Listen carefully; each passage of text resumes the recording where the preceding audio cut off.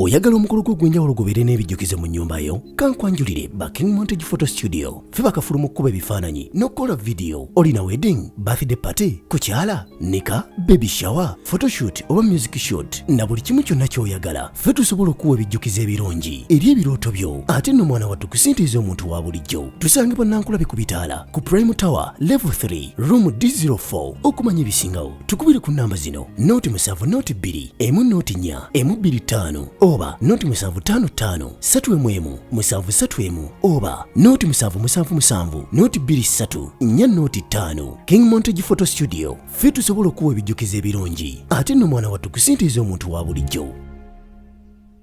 Naffe badde batutwaliddemu. Kiki oyinza okwogera ku mbeera ya mutabani wo gyali muzeeyi? Ate otegedde mulwadde. Oya teziriikwa tewaliwo ekirala. Wasemba gye muwulizaako.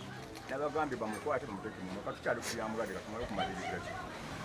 Katumale okumaliriza ki. Alo muteeka mu mmotoka. Twagala be mu mmotoka tumutwale gye tumutwala. Kwa mulwadde. Oba poliisi.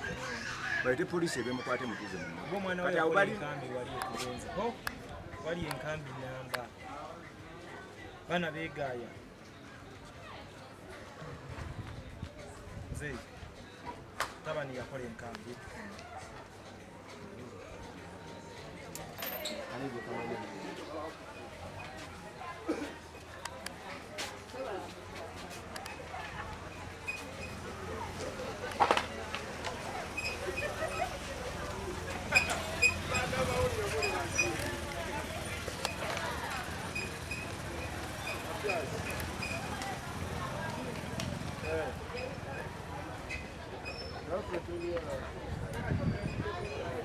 zonna zizze kitegedde ate nga mulimu batayagala n'atandika okukola ki nga bwabakanzeera bwe mumulabye wabadde abagajambula. So kyetusazeewo nze nga King Mike omulimu guno tusobola kuguleka paka nga guwedde. So ngenda kubeera wano embeera emala okukakana nja kumaliriza nga mufunye nga tumutadde mu kifo kye tumwetaagamu, naye ye agambye nga abamawulire we bali wano tayagala kulabirako ddala ku bakamera, tayagala kugamba crowd, era naye bana abamukuuma baŋŋambye Jamikayo kye si bw'atyo bw'abeera, naye kibadde nga kyekanga kati agenze kwambala kuba mubuulidde gye mutwala n'ebintu byange bimugambye n'erinnya mutwala nakkiriza. Tubadde mu kafubo wano nze naye era akkiriza agenze kwambala nakufuna byagenda kugenda nabyo tugende. Naye nze ndowooza abamawulire mulina okugenda mu reporting temulina bugumiikirizo ngenda kubeerawo wano olwaleero lwonna paka era information eneddako nja kuba ngibabuulira. Naye nga abantu mwenna abali eyo Jamikayo tali mu mbeera nnungi era bwe mumulabye musabire abalese obuyambi n'abakoze batya emmotoka zino tuzifunye zigenda okumutwala gye twagala omutwala abeere nga ali isolated nga asobole okudda mu mbeera ze kuba famire ye egambye naye tunagenda mu rehab asooka abeereko ne famire era kye tuliko wano naye nga Yakikabye ebimusumbuwa. taata we bwagambye.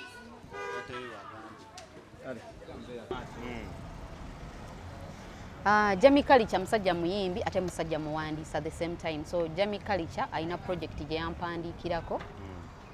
Bwe nalabye ekyatuuseewo nensalawo mudduukirire okumuddiza. Abasinga balowooza distant okusookera ddala nga yeekoza. Era abasinga bwe bayinza okwogera kuba ebintu ebigenda bituuka ku bayimbi omuntu amala afuna buzibu ne balyoka bategeera nti teyali stand. Kuba kati toyinza kuddira n'oyogera kintu bwe kityo ngulabira ddala nti Jamikayo embeera gy'alimu si nnungi. Nenkubadde tuzikolaakola nnyo nga bwe boogera toyinza kuvaayo n'okola kintu bwe kityo ekigenda okutyoboola famire yo. Nkugambye Jamikayo musajja muyimbi ate muwandiisi.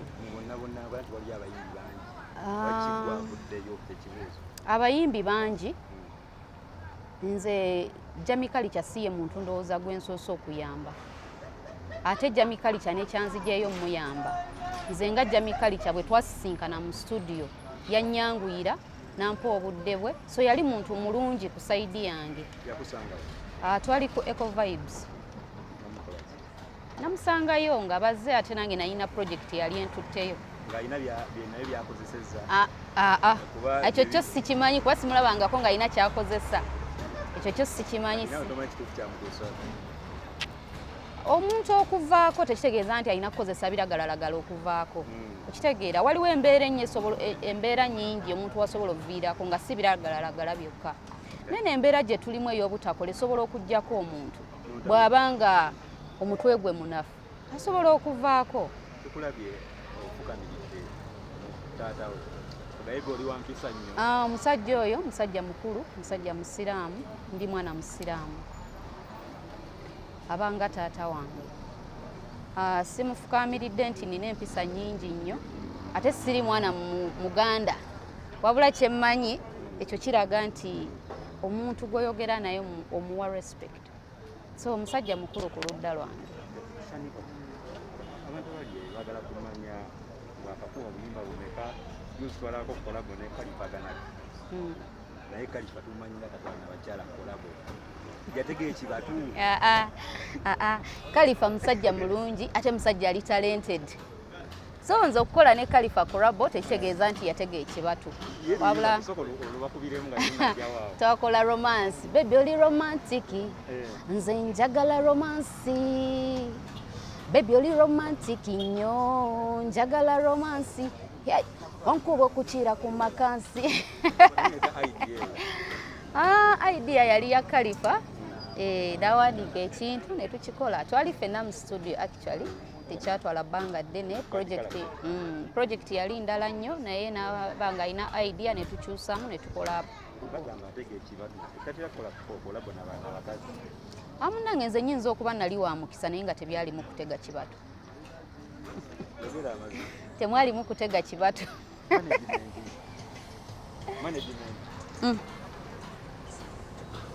Timu yange yeyo gye nkola nayo. Olina ne tiimu. Ani akikwasaganya? Ffenna tukikwasaganya nga bwe balaba abalenzi bwe tukitambuza. Abannamawulire mwagala nnyo ebyabasajja.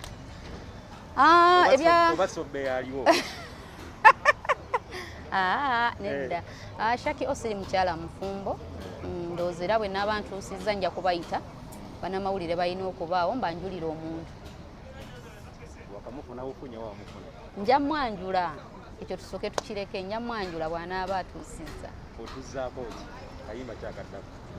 Waliwo project empya gye tugenda okukola naye nga sofa tulinawo project endala bagiyita zaavugiddewa. Zaavugiddewa nga siziwulira zaavugiddewa. Zaavugiddewa nga siziwulira zaavugiddewa. So ye project eriho ssaawa zino etambula naye nga n'endala project gye ziri zijja.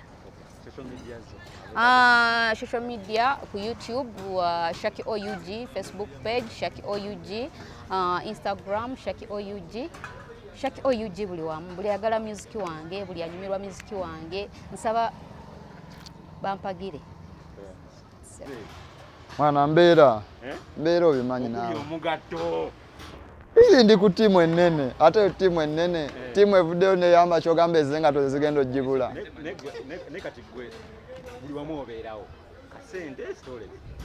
Si kasente ndi musajja mukozi. Ndi musajja mukozi obimanyi naawe. Musajja omukozi bamugalira ebintu nabifumya bweru. By the want era business gyokola bagisi bakitegeeza batokyafuna capital takyalabika kati ekyokunfulumya ebintu ekyo kyo si kibi kubanga nali sikyakola ebbanga bamanja badde bamanja myezi ena ate nga tumaze emyaka ebiri tugenda ebiri kitundu tetukola kitegeeza era ng'omusajja omutetenkanya mbadde nsasula era singa bamanja emyaka mulamba ne bali bamanja emyezi ena. Soko tuvuyenge gye bikyatandikamu ne tulaba ekifaananyi ebintu biri wabweru obisibye wenna.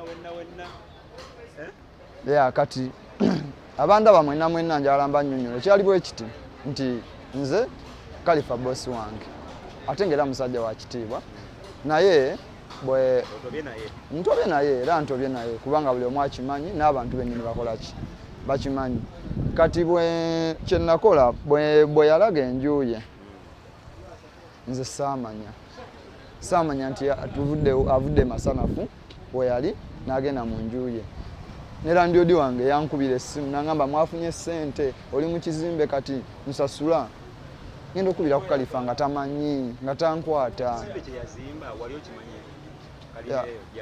Era ne mu video gye natya nabagamba nti nze sobe mbangobye ebweru si lwakuba nti Kalifa yazimbye enju kuba kiyinza okuba si kipya gyendi kuba nali ngimanyiiko nga nze omuntu kubanga mbadde naye tasobola zimba kutuukawo nga simanyi. So kati landlord n'aŋŋamba fuluma ku Sunday nenkola video yange mirembe era nga nsaba buyambi ng'omuntu. So kati ondabira era ndi mukwetetenkanya kulaba nga nfuna wenzira.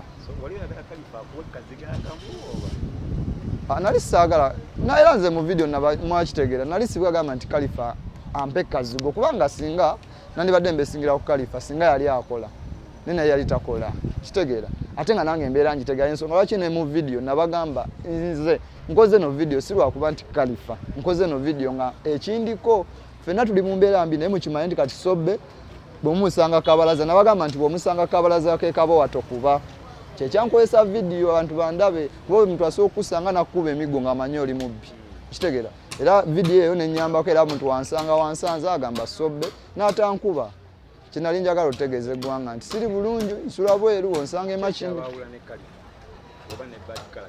wabula ekigambo ky'okutwawula kyo sikimanyi nange nakiraba after nga nkoze video nze nali simanyi twayawukanye ne Khalifa era sigenda kulimba kuba nze nakola video yange nsaba buyambi Khalifa before nga mukubi atakwata bwe nkola video yange nsaba buyambi n'alyoka nkubirako ku simu. Twakola interview ne Khalifa okumenyeramu n'atugamba muvaako tokwata n'amasimu geetu yatugamba ate kati naawe oli mutugamba ate wali omukubira amasimu. Ate nze ndi anko w'abaana bossi walina omuwa ekitiibwa Khalifa tankubya nko ne sikwata ekyo tasobola nakyogera oba yakyogera nalaba eyo interview genda ku Celeb Jazz era bana kati njagala ngamba bali ku Celeb Jazz mwenna ngenda genda following bwe nsanga Khalifa agamba nti Sobbe takwata simu ngenda kudda waneno n'ebyama bya Khalifa byonna abali ku Celeb Jazz nze ni anko w'abaana bampita anko Sobbewa mmanyi kye bayita boss ate nze nsomesa abaana balina kunjigirako tebalina kunjigirako nga tokwata boss wo singa nsanga boss wange agamba nali simukwata kitegeeza ali mukwonoona nze ngenda kudda ku Celeb Jazz wano nebye mwetaaga wayitawo bbanga tono nnyo ne bakuwa agadde Mr Vegas Mr Vegas neyanza nnyo biwampa era byanyambayambako kwe kunsanga sinnafa kwe kunsanga nga sinnafa akakadde gwe tewakalaba nga akankwasa kitegeeza ati ebyadda neetaaga nkyetaaga obuyambi mbwetaaga mukozesa ebiragalalagala mu abayimbi sijja gamba mbu abamu mwenna abayimbi mukozesa ebiragalalagala. By the way kino ekintu ky'ebiragalalagala ebyo si kibi kubanga nabyo byetonde ate byatondebwa Katonda era nze sivumirira abinywa naye nze sina biragalalagala byenye kuba nze nnywa munaanansi gwange gwokka olw'embeera nnywa munaanansi gwa kido ate nakyo nga kyakunywa naye ate sigenda vumirira mbona anywa ebiragalalagala bangi ababinywa ne Bobi Wine president wa Geto yali kabaka w'essada naye kati sitavuddemu omuntu kitegeera so kati muleme okukissa ku biragalalagala olw'embeera ffe embeera etukubye nnyo ngooza nze njagala abantu bamanye nti Sobbe nsula bweru nange saagala kubanga teri ayagala buli omu ayagala abantu bamanye nti ali bulungi naye olw'embeera embi nti omuntu asobola obwavu embeera eriwo omuntu asobola n'olaluka kyotasuubira naye nga si biragalalagala before nga ekyogamba yabinywedde kati muloko dawuni magezi ngempajja mikali kyanganze omuntu nanze Sobbe awuliriremu abo abamuli okumpi kyokka kyemusaba wuliriramu abo abakuli okumpi kubanga obudde buno be balina okuzzaawo mu nnomoyo kyokka kyemusaba tewali magezi malala kubanga oluusi yandibadde ng'agampa naye olw'embeera eriwo kati mbadde nsaba owulire kati nga bamisaaki kubanga kati misaaki musajja wamaanyi tasobola avuga kintu kibi olaba avuze industry naffe ne tugijja mukitegeeza so okuvuga obulungi wuliriza mu bamisaaki abantu abakuli okumpi abo bawe ekitiibwa kubanga be balina okutegerera obudde buno.